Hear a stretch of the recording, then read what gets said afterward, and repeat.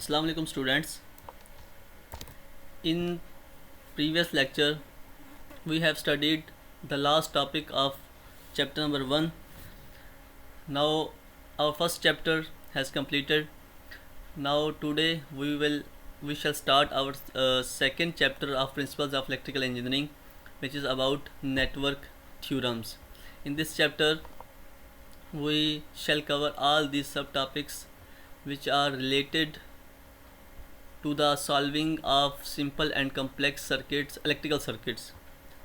So in today's lecture we shall study about active and passive circuits, node, branch, mesh and loop in electrical circuits.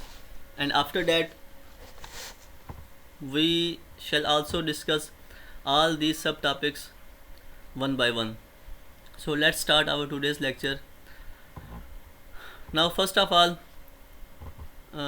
in this lecture we shall cover all these terms which are very important terms related with the electrical circuits, and if you want to solve the simple and complex circuits you have to get knowledge about these terminologies, which is active and passive circuits, node, branch, mesh and loop in electrical circuits. Now first of all, first term is active circuit. Now what is an active circuit? An active circuit is an electrical circuit that having one or more active components capable of supplying energy or amplifying signals. So अगर हम active circuit की बात करें तो active circuit एक ऐसा electrical circuit होता है जिसके अंदर कोई एक एक्टिव कंपोनेंट कनेक्ट किया गया हो. अब वो एक्टिव कंपोनेंट क्या होता है? जो कि सर्किट में सप्लाई प्रोवाइड करे, इलेक्ट्रिकल एनर्जी सप्लाई करे, इलेक्ट्रिकल एनर्जी सर्किट में हमें जो दे. अगर ऐसा कोई कंपोनेंट सर्किट के अंदर लगा हुआ है तो हम ऐसे सर्किट को बोलेंगे कि वो एक एक्टिव सर्किट है. तो ये चीज़ें बताई गई है कि ऐसा सर्किट, इलेक्ट्रिकल सर्किट जिसके अंदर कोई एनर्जी सप्लाइंग कंपोनेंट लगाया गया हो या एम्पलीफाइंग सिग्नल लगाया गया हो, तो उसको हम बोलते हैं क्या? Active circuit. एम्पलीफाइंग सिग्नल्स क्या होता है? जैसे अगर हम सिंपल एग्जांपल लें, जो लाउड स्पीकर हम इस्तेमाल करते हैं मस्जिद, जो हमारी मस्जिदों के अंदर, या सिंपली हम कोई प्रोग्राम वगैरह कर रहे हैं तो वहाँ पर जब माइक का इस्तेमाल करते हैं तो जो हम माइक के अंदर जो हम गुफ्तगू कर रहे होते हैं वो एक वीक सिग्नल होता है. उसको हम जब एम्पलीफायर सर्किट को देते हैं तो वो क्या करता है? उस सिग्नल को बढ़ा के देता है और हमें आवाज़ ज़्यादा सुनाई देती है. तो अगर ऐसा सर्किट, इलेक्ट्रिकल सर्किट जिसके अंदर कोई भी ऐसा कंपोनेंट लगाया गया हो जो कि एनर्जी सप्लाई करे, मींस वोल्टेज सप्लाई दे हमें, वो बैटरी भी हो सकती है, सोलर पैनल भी हो सकता है, या कोई जनरेटर या वाबला सप्लाई कुछ भी हो सकता है. अगर ऐसा कोई कुछ कनेक्ट किया गया है सर्किट के अंदर तो उसको हम एक्टिव सर्किट बोलते हैं.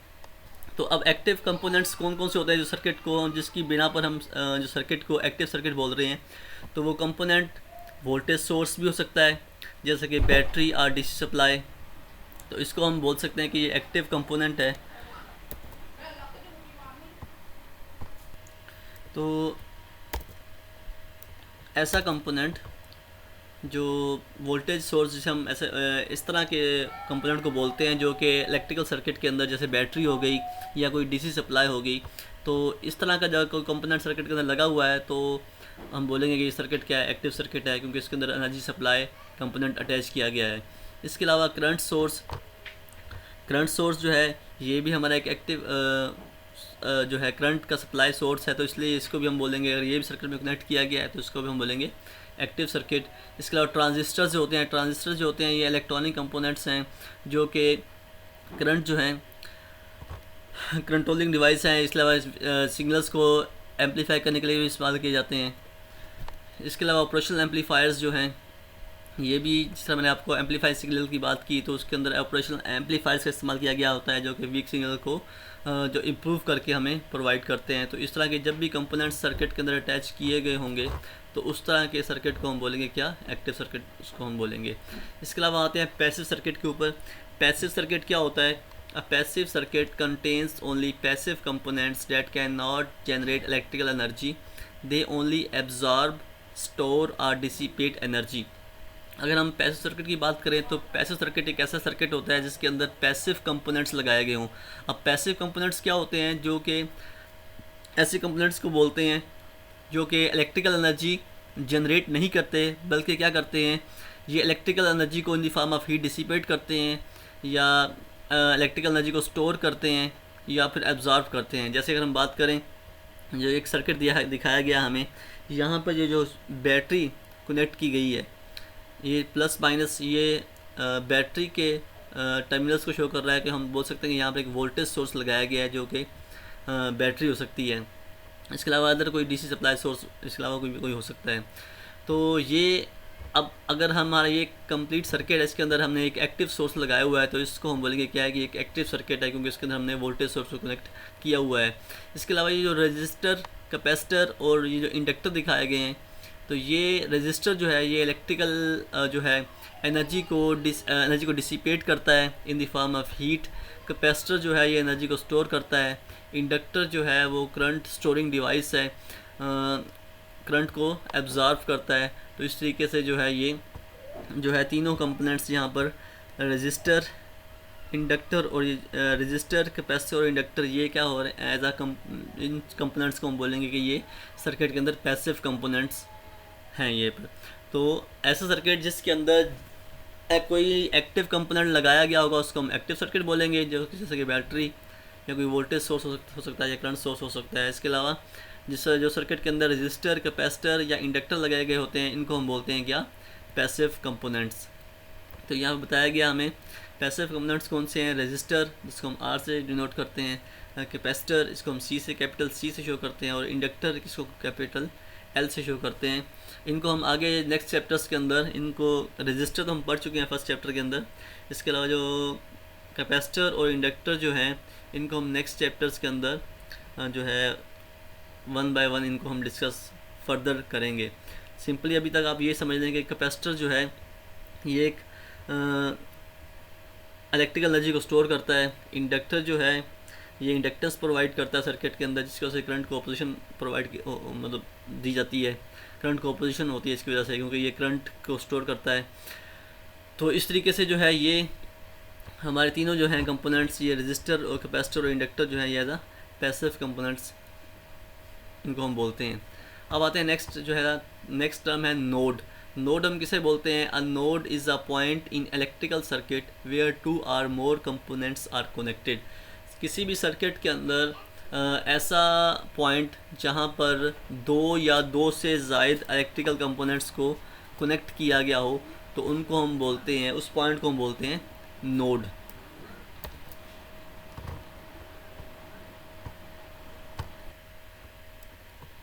तो नोड हम किसको बोलते हैं, जहाँ पर नोड एक ऐसा पॉइंट होता है इलेक्ट्रिकल सर्किट के अंदर जहाँ पर, जिस पॉइंट पर दो या दो से ज़्यादा कंपोनेंट्स को हमने कनेक्ट किया हो। वो कंपोनेंट्स रजिस्टर भी हो सकते हैं, इंडक्टर भी हो सकते हैं, कैपेसिटर भी हो सकते हैं, या एक्टिव कंपोनेंट्स भी हो सकते हैं। इसके अलावा ब्रांच क्या होती है, a branch is the part of a circuit between two nodes containing one or more electrical components. तो ब्रांच हम सर्किट के अंदर उस हिस्से को बोल सकते हैं जो कि दो नोड्स के दरमियान में होता है, और उन दो नोड्स के अंदर एक या एक से ज़्यादा इलेक्ट्रिकल कंपोनेंट्स कनेक्ट हो सकते हैं। वो दो रजिस्टर भी हो सकते हैं, रजिस्टर और इंडक्टर भी हो सकता है, रजिस्टर और कैपेसिटर भी हो सकता है। इसके अलावा रजिस्टर और एक्टिव कंपोनेंट्स भी हो सकते हैं। तो ब्रांच सिंपली हम समराइज़ करें तो क्या है, एक ऐसा हिस्सा है सर्किट का दो नोड्स के दरमियान जहाँ पर एक या एक से ज़्यादा इलेक्ट्रिकल कंपोनेंट्स कनेक्ट किए गए हों। मैश नेक्स्ट जो है, जो टर्म है वो है हमारे पास मैश। मैश किसे बोलते हैं, a mesh is the smallest independent closed path in a planar circuit. किसी भी सिंपल प्लेनर सर्किट के अंदर जो सिंपलेस्ट, जो छोटे से छोटा जो क्लोज्ड पाथ बनेगा उसको मैश कह सकते हैं, उसको मैश बोल सकते हैं। It does not contain any other loop inside it, क्योंकि मैश जो है एक स्मॉलेस्ट क्लोज्ड पाथ है, तो इसके अंदर मज़ीद कोई भी लूप नहीं हो सकता। अब लूप क्या होता है, लूप की हम बात करें तो loop is any closed path in electrical circuit. छोटे से छोटा क्लोज्ड पाथ सर्किट के अंदर उसको मैश कहते हैं, और लूप क्या है, लूप किसी भी क्लोज पाथ को हम लूप कह सकते हैं। तो सिंपली अगर हम देखें दोनों में फ़र्क क्या है, दोनों में फ़र्क यह है कि जो मैश है वो स्मॉलेस्ट क्लोज पाथ है, जबकि लूप सिंपली एक क्लोज पाथ है। तो हम मैश को लूप भी कह सकते हैं, जैसे नीचे बताया गया है, note all meshes are loops but not all loops are meshes. जो लूप्स होते हैं उनके अंदर मैशेस हो सकती हैं, लेकिन जो मैशेस के अंदर लूप्स नहीं हो सकते। तो इसलिए हम बोल सकते हैं क्योंकि दोनों क्लोज पाथ हैं और मैश एक स्मॉलेस्ट क्लोज पाथ है, तो लूप जो है हम हर एक मैश को लूप भी कह सकते हैं, लेकिन हर जो जितने भी लूप्स हैं वो मैशेस नहीं हो सकते। इनको समझने के इन पॉइंट्स को हम इजीली समझ सकते हैं नेक्स्ट स्लाइड के अंदर। यहाँ पर मैंने एक सिंपल सा सर्किट दिखाया है इस पिक्चर के अंदर। इस पिक्चर की मदद से हम आसानी से नोड्स, ब्रांचेस, लूप और मैशेस को आसानी से अंडरस्टैंड कर सकते हैं। यहाँ पर एक सिंपल ही इसको हम समझेंगे, एक हमारे एनर्जी एक्टिव कंपोनेंट है, मींस वोल्टेज सोर्स लगाया गया है। यहाँ पर हम समझेंगे एक हमारा रजिस्टर लगाया गया है R1, यहाँ पर एक रजिस्टर R2 लगाया गया है और यहाँ पर एक रजिस्टर R3 लगाया है। जस्ट हमने इसको एक सॉलिड लाइन से शो किया है, लेकिन यहाँ पर हमने मेंशन किया हुआ है कि ये इस जगह पर रजिस्टर R3 लगा हुआ है। यहाँ पर भी एक रजिस्टर लगा हुआ है जिसकी रेजिस्टेंस को हम R2 बोल रहे हैं, और यहाँ पर भी एक रजिस्टर लगा हुआ है जिसकी हम रेजिस्टेंस को R1 बोल रहे हैं। इस पॉइंट को हमने A पॉइंट का नाम दिया है और इस पॉइंट को हमने पॉइंट B का नाम दिया है। अब हम वन बाय वन जो है, जो हमने टर्म्स प्रीवियस स्लाइड के अंदर डिस्कस की, जिसके अंदर नोड, ब्रांच, मैश, लूप वगैरह था, उन सब को हम इस पिक्चर की मदद से आसानी से अंडरस्टैंड कर सकते हैं। अब यहाँ पे फर्स्ट पॉइंट के अंदर बताया गया है point A top middle and point B bottom middles are nodes. यहाँ पे दिखाया गया है कि ये जो पॉइंट है ये और पॉइंट जो B है इनको हम नोड्स कह सकते हैं। क्यों? क्योंकि हमने पीछे पढ़ा था कि नोड क्या होता है, एक इलेक्ट्रिकल सर्किट होता है। इस इलेक्ट्रिकल सर्किट के अंदर एक ऐसा पॉइंट होता है जहाँ पर दो या दो से ज़्यादा इलेक्ट्रिकल कंपोनेंट्स कनेक्ट किए जाते हैं। तो यहाँ पर हम देखें इस पॉइंट के ऊपर, यहाँ पर इससे पीछे एक रजिस्टर भी कनेक्ट किया गया है, इससे आगे भी एक रजिस्टर कनेक्ट किया गया है और इससे इस तरफ भी एक रजिस्टर कनेक्ट किया गया है। तो इसलिए इस पॉइंट को हम नोड कह सकते हैं। तो नोड की डेफिनेशन भी यही थी कि ऐसा पॉइंट सर्किट के अंदर जहाँ पर दो या दो से ज़्यादा इलेक्ट्रिकल कंपोनेंट्स कनेक्ट किए गए हों। तो यहाँ पर इस रजिस्टर को भी हमने इस पॉइंट पे कनेक्ट किया है, इस रजिस्टर को भी हमने इस पॉइंट पे कनेक्ट किया है और इस रजिस्टर को भी हमने इस पॉइंट पे ही कनेक्ट किया है। तो इसलिए इस पॉइंट को हम नोड कह सकते हैं। तो इसको नोड A का नाम दिया गया है। ऐसे अगर हम इस पॉइंट की बात करें तो इस पॉइंट के ऊपर हमने इस एक्टिव कंपोनेंट को कनेक्ट किया हुआ है और ये रजिस्टर का जो सेकंड एंड है वो इस पॉइंट पर कनेक्ट किया गया है। सिमिलरली जो इस रजिस्टर का जो सेकंड एंड है वो इस पॉइंट पर कनेक्ट किया गया है। तो इसलिए इस पॉइंट को भी हम नोड कह सकते हैं और इसको हमने नाम दिया है नोड B का। तो इसलिए इस डायग्राम से हम सारी से हम अंडरस्टैंड कर सकते हैं। तो ये नोड्स हमने देख चुके हैं। नेक्स्ट है जी, there are 3 distinct branches in this circuit. तो ब्रांचेस की बात करें तो ब्रांचेस क्या थी, एक ऐसा सर्किट का हिस्सा जो कि दो नोड्स के दरमियान हो और वहाँ पर एक या एक से ज़्यादा इलेक्ट्रिकल कंपोनेंट्स कनेक्ट किए गए हों। तो हम ब्रांचेस को देखते हैं। तो यहाँ बोला गया कि इस सर्किट के अंदर टोटल 3 ब्रांचेस हैं। ब्रांच 1 कौन सी है, लेफ़्ट साइड की, मतलब इस साइड की। तो यहाँ पर हम देखें तो इस हिस्से को ब्रांच 1 का नाम दिया है। ये जो यहाँ से लेकर ये जो सारा हिस्सा है इस नोड A तक, इस सारे हिस्से को ब्रांच 1 का नाम दिया गया है। तो इसके अंदर हमें क्या कुछ, क्योंकि हमने देखा था कि सर्किट कैसा हिस्सा जिसके अंदर दो या दो से ज़्यादा या एक से ज़्यादा कंपोनेंट्स कनेक्ट किए गए हैं उसको हम ब्रांच बोल सकते हैं। तो इसलिए ब्रांच 1 जो है इसके अंदर contains the 12 voltage source and register R1। तो अगर इस हिस्से की हम बात करें तो इस हिस्से ये दो नोड्स के दरमियान में ये जो इस हिस्से की बात करें तो ये दो नोड्स के दरमियान में है, नोड A और नोड B के दरमियान में ये हिस्सा है। और इसके अंदर एक रजिस्टर R1 कनेक्ट किया गया है और एक वोल्टेज सोर्स कनेक्ट किया गया है 12 वोल्ट का।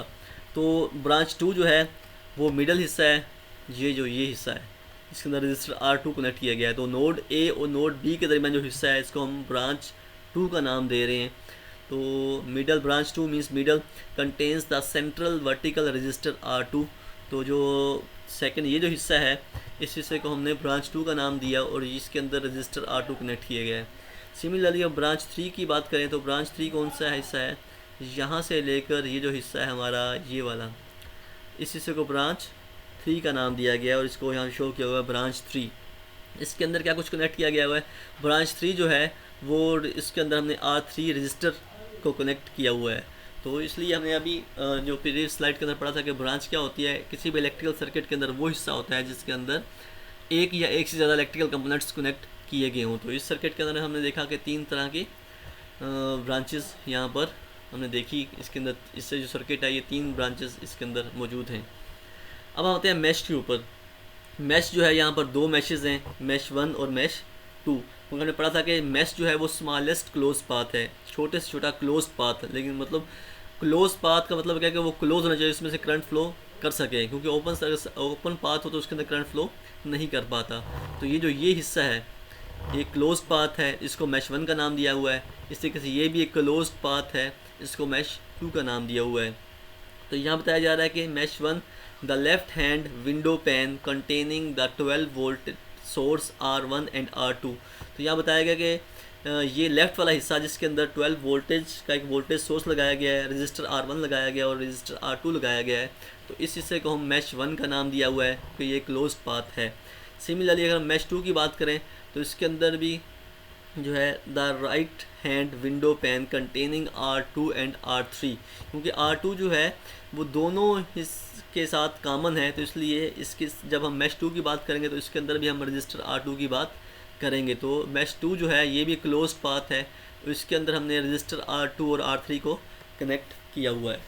तो यहाँ पर हमने देखा क्योंकि दोनों स्मॉलेस्ट क्लोज पाथ हैं, इसके अंदर अगर हम देखें अगर हम तो इसको मज़ीद क्लोज पाथ स्मॉलेस्ट नहीं कर सकते। तो इसलिए मैश जो है, इसलिए हम बोलते हैं कि मैश जो है स्मॉलेस्ट क्लोज पाथ है, क्योंकि इसके अंदर मज़ीद क्लोज पाथ नहीं बन सकता।